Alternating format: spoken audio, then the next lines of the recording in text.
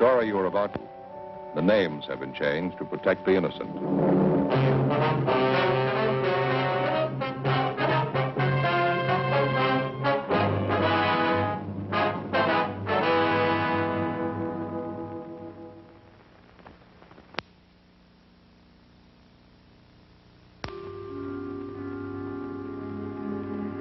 This is the city. Los Angeles, California. I work here. I'm a cop.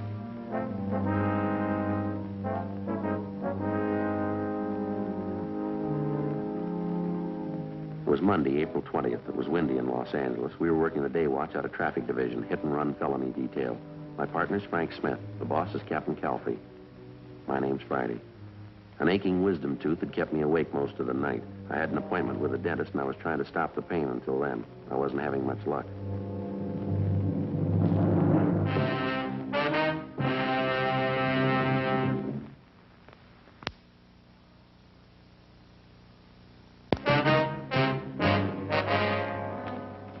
Hi, Joe.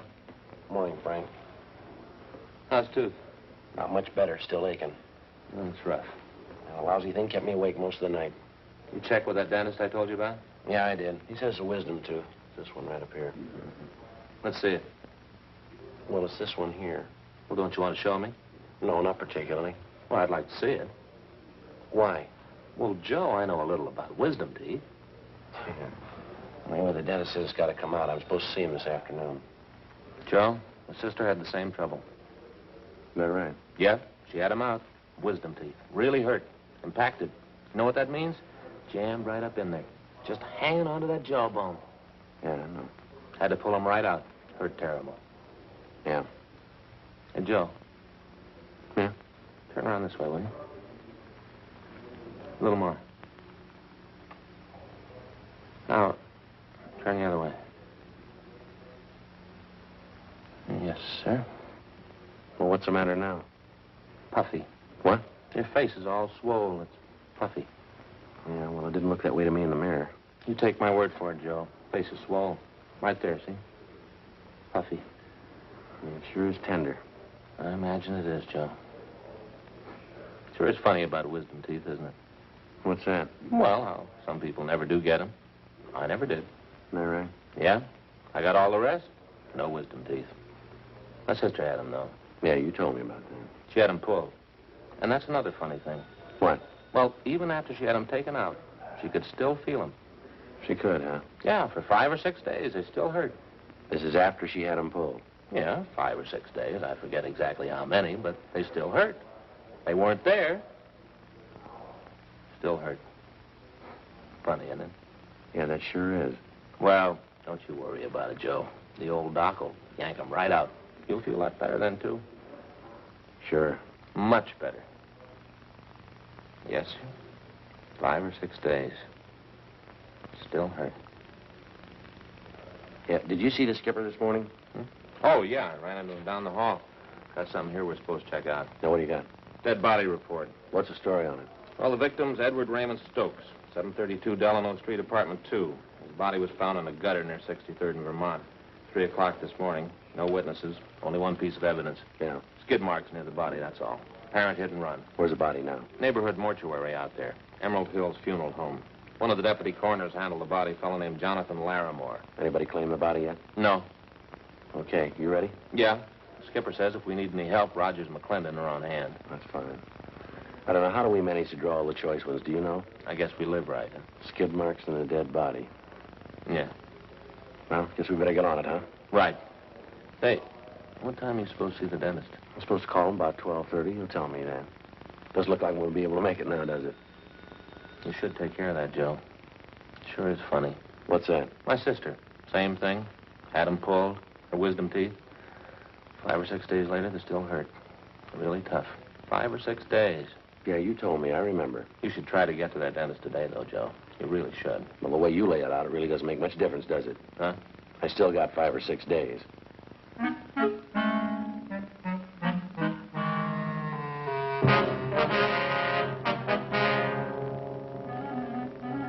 8:33 a.m. Frank and I drove out to 63rd and Vermont and rechecked the spot where the dead body of Edward Stokes had been found.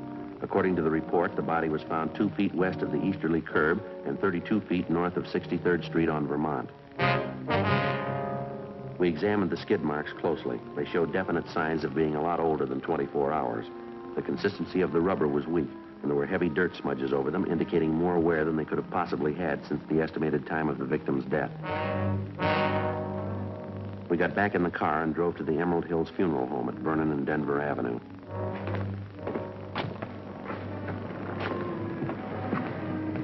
Yeah, it's a nickel an hour. You got one?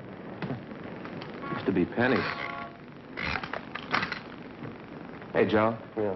You ever notice this about funeral homes? What's that? Well, they put awnings over the windows, but they never open the drapes. Yeah. You ever wonder about that? No, not particularly.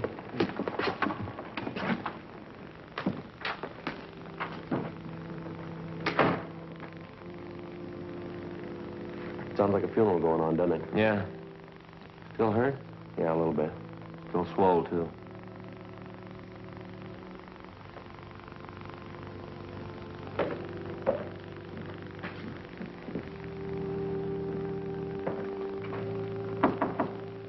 Yes, sir. May I be of service, gentlemen? Police officers. We'd like to talk to a Mr. Larimore. I understand he's a deputy coroner. Yes, I'm Larimore. You came about the hit-and-run victim. Yes, sir, that's right. This is Officer Smith. My name's Friday. We'd like to check the body if we could. Certainly. I understand you moved the body from the scene of the accident here to the mortuary? Yes, that's right. Early this morning. Unusual case. Why do you say it's unusual, Larimore? Well, here. I've got it on the report. You can see for yourself later. Yes, sir. The victim's knee has a single clean cut. Also the wounds on the head. I've never seen any like them in hit-and-run cases I've been called on. You don't think the victim could have been killed by a hit-and-run car, is that it? No, I don't say that. It's possible that it might have been a car. Well, let's say it's not very probable. I see. Has anyone at all inquired about the body, Larimore? No one, no. Funny. Would you excuse me for a moment, please? I have to check down the hall. I'll be right back. Be right back. You can see the body then if you like. Thank you.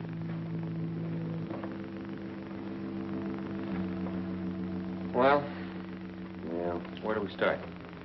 I don't know. Maybe we won't have to. What do you mean? Well, another lead like this, and we'll turn it over to homicide. Officer, there's a young lady outside, Miss Fuller. Yes, sir? She wants to claim the body.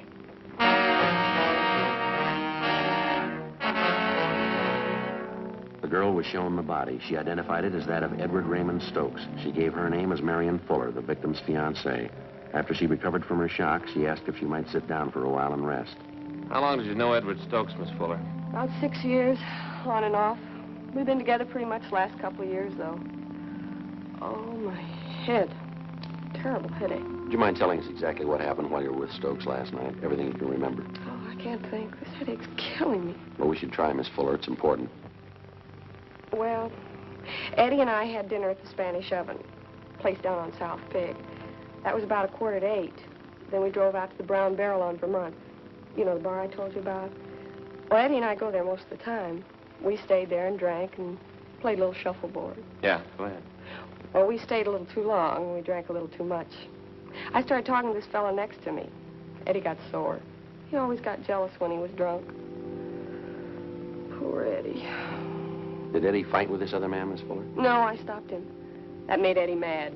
He never could drink right. Always wanted to pick a fight. Who was the other man, do you remember?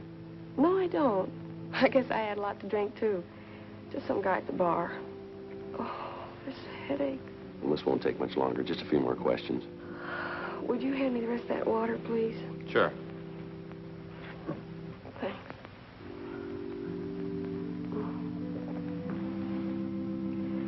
Would one of you have a cigarette, please? Yes, ma'am.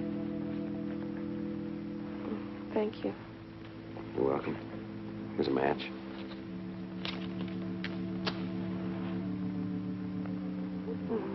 I don't believe you got that. Thanks. Would you like to go on, Miss Fuller? What happened after you broke up the argument between Stokes and the other man? Same old thing. Eddie threatened to beat me up. He'd done it before, too, plenty of time. Yeah. Well, around 1 o'clock, I got to feeling sick, so I went outside and sat in the car. Guess I must have passed out there. In your car? No. I guess it belonged to one of the fellows in the bar. I passed out, that's all I remember. Well, did you sleep in the car all night? No. I guess whoever owned it drove me home. Well, how'd they know where you lived? I don't know. Must have been one of our friends. I don't remember anything till this morning. They phoned me up and said Eddie was dead. Who phoned you, Miss Fuller? One of our friends. I don't remember. Oh, I had a rotten headache. Now, come on, you can do a little better than that, can't you? I tell you, I don't remember. I had a hangover. My head was jumping. They phoned and told me Eddie was dead. Somebody ran Eddie down. They found him in a gutter and he was dead. Poor Eddie. All right, Miss Fuller. Wonder if you'd mind coming with us. Where are we going? Downtown. We'll have a stenographer take your statement. We have a few more questions to ask you. Oh, look, can't you leave me alone? I got a terrible hangover. I never had one as bad as this before. Neither has Eddie. Come on, let's go.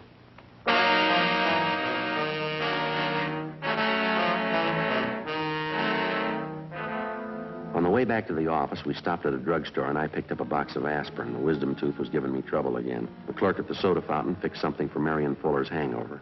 We continued to question her, but she gave us only one additional piece of information. The victim, Eddie Stokes, had been married before and divorced. His ex-wife lived out in the valley with their 2 children, and on several occasions she came to see Stokes at the Vermont Avenue bar when he failed to make the monthly payments for the support of the children. Each time they had argued bitterly. We had a police stenographer take the Fuller woman's statement, and then she was released. 10:45 a.m. Sergeants Rogers and McClendon were assigned to check out the Vermont Avenue bar where Stokes had last been seen alive. Frank and I drove out to the valley to the home of Catherine Stokes, the victim's former wife. We told her what had happened. I guess I shouldn't be surprised. Excuse me, I can't help it. It looks like it could have been a hit-and-run driver, ma'am. We've been assigned to investigate. Oh, I don't think I'll be able to help much. Eddie and I have been divorced almost 5 years now. I see. The judge said he could visit the kids on weekends. He never came around, though. Eddie never had any feeling for the kids. How many times have you seen your ex-husband in the last 5 years? I'm not sure. About a dozen times, I guess. Well, when did you see him last? Last week, I think it was. Yes, Thursday of last week. He hadn't sent any money for the kids' support for 3 months. I hated to chase after him like that. Always so embarrassing. There wasn't anything else I could do. Where did you meet him, Mrs. Stokes? At that bar he used to hang around. It's over on Vermont. It's called the Brown Barrel or something. He was drinking quite a bit, always drinking. I asked him for the money. We argued as usual. Yes, ma'am. Is there anything I can get you? I think there's a bottle of beer in the icebox. No, thank you, ma'am. Do you happen to know anybody by the name of Marion Fuller? Yes. Eddie mentioned her. She's no good. What does a man see in a woman like her? Do you know anything about her at all? No. Whenever I saw Eddie, he'd mention he was running around with her. I guess he wanted to make me jealous. I only pitied him. Now, can you think of anything at all that might possibly have a bearing on his death? I guess not. Eddie was probably drinking, wandered into the street, and the car hit him. I don't know. Oh, there's the bakery wagon. I've got to get some bread and a few things. Would you excuse me? I think that's about all, don't you, Joe? Yeah, I think so. I'm going to leave you one of our cards, Mrs. Stokes, in case you want to contact us for any reason. Yes, all right. You know, it was so wonderful when we were married, Eddie and I. My folks gave us this house as a wedding present. We got wonderful presents. That's so? We had everything he wanted. A car, nice house, the kids. It was wonderful till he started drinking. Then everything went. His job, everything. It started all of a sudden. I never knew why. Yes, ma'am. How do men get that way? How do they start? I don't know, ma'am. We only see a part of it. Yes? When they finish.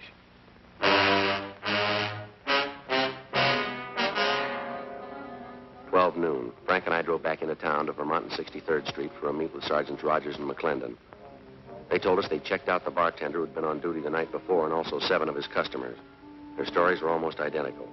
Each of them remembered seeing Eddie Stokes at the bar. Each of them remembered he was playing shuffleboard, that he was drinking heavily, that he left the bar at about 1:45 a.m. All of us had the idea that for some reason the bartender and the customers were lying. In most cases, it's hard to find 2 witnesses who tell identical stories, let alone 7. For the rest of the afternoon, Rogers, McClendon, Frank, and I spent our time canvassing the neighborhood in the vicinity of the Brown Barrel Tavern. 4:45 p.m., we checked the proprietor of a small butcher shop 2 blocks down the street from the tavern. Yes, sir, gentlemen. Can I help you? Police officers, you Mr. Murray? Yes, sir. I'd like to ask a few questions. Sure, glad to help if I can. You ever been in the Brown Barrel Tavern just down the street a couple of blocks? Brown Barrel? Yeah, I go there all the time. When was the last time you were there, Mr. Murray? Last night, wife and I went to the movies. We dropped in at the Barrel on the way home for a beer. I see. About what time was that, would you know? Oh, pretty close to 2. What's the matter? Some kind of trouble? Did you notice anything unusual while you were in there? Anybody fighting or arguing, something like that? No, we were only in there a couple of minutes. Well, now that you mention it, there was something funny happened. What was that, sir? Well, the bartender, Carl, and half a dozen of the neighborhood gang were back in one of the booths talking together. Seemed kind of nervous. None of them seemed to be having a good time. Yeah? The wife and I yelled hello at them, but they kind of gave us the go-by. Then this drunk came up to us. Never saw him before. Don't know who he is. I see. Say, excuse me, I've got an order to get out. Would you boys like to step back here? We can talk. Fine, thank you. Yeah, this drunk comes up to us and he whispers to me, say, you better get out of here. There's been a fight. Well, I don't pay much attention to him. He's pretty drunk. Could hardly understand him. I guess they have lots of fights in there anyway. Is that all he told you? There'd been a fight? Yeah, that time. But he came back a couple minutes later and whispered the same thing. You better get out of here. There's been a fight, he said. Wife and I just laughed at him. I see. He said, I know all about it. The guy's been murdered.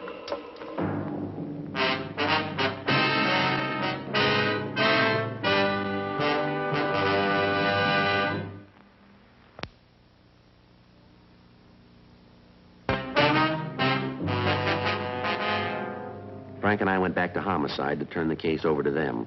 They asked us to handle the investigation for another day because they were short of men at the moment and because there was still a big doubt as to whether or not Eddie Stokes had really been murdered. Actually, the only solid lead we had was the second-hand testimony of a drunken witness, that and the deputy coroner's doubts that Stokes was actually the victim of a hit and run. We brought Marion Fuller back in and re-questioned her. She stuck to her story. She didn't remember anything. She was released again. It looked like we were in for a long night. I just talked to that butcher's wife, Mrs. Murray. Yeah, what'd she have to say? Asked her the same questions we asked Murray. She couldn't add much. Same story. Well, I don't know. It's got me. We don't know it's murder. We don't know it's a hit and run. I'm about ready for my vacation. I'll put in with you. That Fuller woman has got to know a lot more than she's telling us. Well, she's got a perfect out. She was drunk. The bartender swears to it. Well, that story's phony. It's got more holes than a piece of cheese. Whose car did she pass out in? Who drove her home? Who called her this morning to tell her that her boyfriend was dead? Hit and run felony, Smith. Oh, yeah, Rogers. Yeah? You did, huh? What's his name? I see. Yeah, we'll check it out right away. Rogers, he and McClellan are still out at the bar. Finally got somebody to talk a little. Yeah, what'd they get? The bar boy out there. Says there was a fight. Happened about 1:30. Doesn't remember who was fighting, though. That's not much help, is it? The bar boy's name is Milner. He told Rogers he went outside about 20 minutes to 2 to put out the garbage. He saw the Fuller woman asleep in a car parked outside. Did he know the car? Did he get the license number? No, but he spotted something on the windshield. Yeah. A traffic ticket.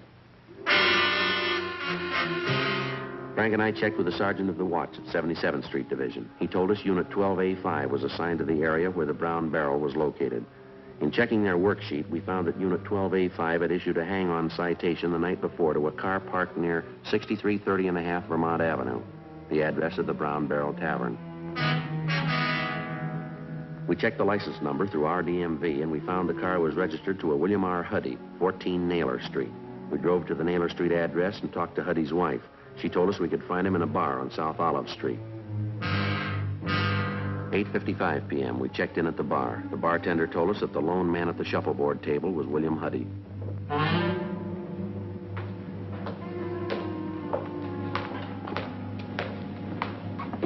Your name William Huddy? Yeah, that's right. Police officers want to talk to you for a minute. Oh, what about? I'd like to ask you a few questions. What's the matter? Nothing, we just want to talk to you. Yeah, all right. Were you at the Brown Barrel Tavern out in Vermont last night, Huddy? Yeah, I was. Why? What's the matter? Do you know a Marion Fuller? Yeah, she hangs around the place. Goes with a guy named Eddie. Did you drive her home last night? Yeah, matter of fact, I did. She passed out in my car. Nice kid, but she drinks a lot. I drove her home. You mind telling us what happened at that bar last night while you were there? Well, it was a pretty funny setup there. I came in about 9 o'clock, started playing shuffleboard with a couple of guys. Eddie Stokes was one of them. Yeah. Well, Eddie's not much of a player. He drinks too much, too. Hothead. Got in a beef with the guy at the bar over Marion. Nothing big, though. The guy left after a while. All right, go ahead. Well, that's about all. I left the place around 1:30. Eddie was beefing with some merchant seaman about that time. Real hot beef. Eddie was choosing him. He was giving the guy a bad time. Was the Fuller girl still in the bar at that time? No, but when I went outside, I saw her sleeping in my car. I drove her home, left her off, and then came back to the bar. That's when they told me. Told you what? They said Eddie had a fight with this merchant seaman. They said it'd be better if we kept it quiet. Who told you that? Carl, the bartender. But I got the real story from one of the fellows I was playing shuffleboard with, Leo McCarty. What'd he tell you? Oh, he said when Eddie Stokes left, the merchant seaman followed him out, said he chased Eddie. McCarty went out about 5 minutes later. Yeah. The merchant seaman was gone. Stokes was lying in the gutter down the street. Did McCarty look at him? Yeah, I said Stokes looked pretty bad. Said he looked like he was dead. But I wouldn't believe that if I were you. Why not? McCarty always exaggerates.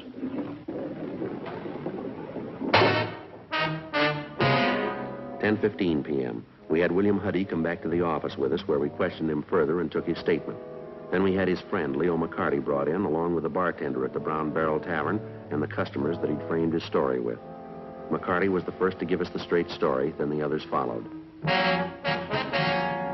The bartender, Carl Jansen, who also owned the bar, was the last to break. How about it? What do you mean? Now, look, Jansen, you could have given us a straight story the first time. But what about the publicity? Now, how would that look, a murder in my place? Yeah, well, it could work out worse than that, Jansen. You've been withholding evidence. You talked these people into the same deal. I had to protect myself. It would have ruined my bar, the newspapers, all the talk, the scandal. It could wreck my business. I had to keep it quiet. Look, it's not my fault Stokes was killed. I didn't do it. I'm not to blame. No, but you know who is to blame. Now, how about it? Who is he? And he works on the ships. He comes in here most of the time when he's in port. What's his name? Henry Baxter. I cash some of his paychecks. Just a minute. Hit and run felony detail Friday. Who? Yeah, he's here. Yeah, just a minute. It's for you, Jansen. Yeah. Yeah, Frida. Oh, just a minute. Sergeant? Yeah. It's my wife. She's at the bar now. She thought you ought to know. What's that? Henry Baxter. Frida says he just came in. I talked to Jansen's wife and told her to delay Baxter as long as possible without arousing his suspicions. 11:25 p.m. Frank and I and Mr. Jansen, along with Rogers and McClendon, drove out to the Brown Barrel Tavern on Vermont. Mrs. Jansen was waiting for us. She told us that Baxter was pretty drunk by that time. She'd been keeping an eye on him, and she said that she knew he was still inside the place. Rogers and McClendon went around to cover the back entrance. We asked Mrs. Jansen to go back in the bar and give no indication that anything was wrong. She told us approximately where Baxter was sitting. We waited a couple of minutes until we were sure Rogers and McClendon were in position at the back of the bar. Then we went in.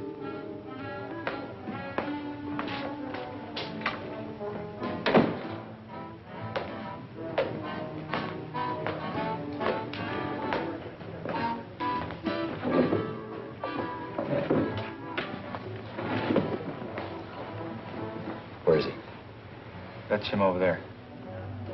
Fellow in the gray suit? Yes, sir. Closest table. Waiter! Waiter, give me another Coke High. Would I ask you twice? That's him.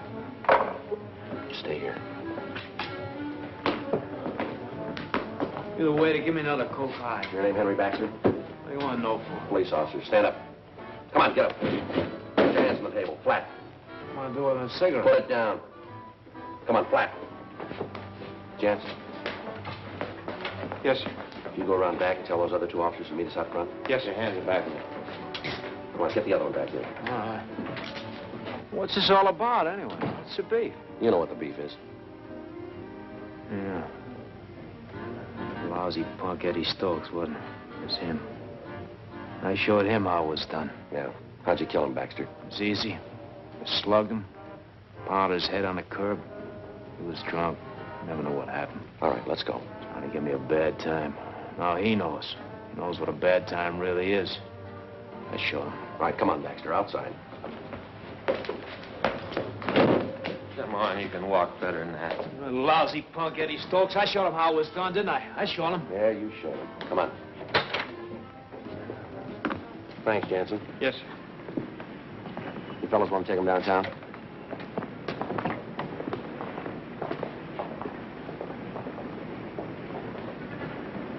Well. Hey, Joe. Yeah. How's the tooth? The what? The tooth, the wisdom tooth. It's a funny thing. Doesn't hurt anymore. Pain's gone. You got to see that dentist. I don't see why. Doesn't hurt anymore. I don't know. I'll look into it next week, huh? Got a piece of news for you. Got an appointment for you tonight.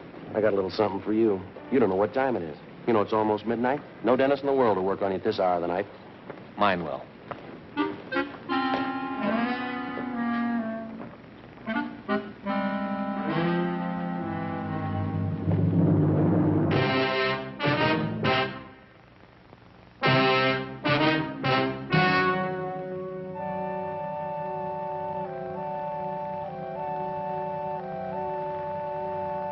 On July 30th, trial was held in Department 92, Superior Court of the State of California, in and for the County of Los Angeles.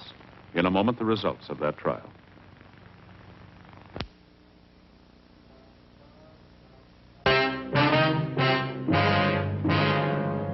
The suspect was tried and convicted of manslaughter, which is punishable by imprisonment in the state penitentiary for a period not to exceed 10 years.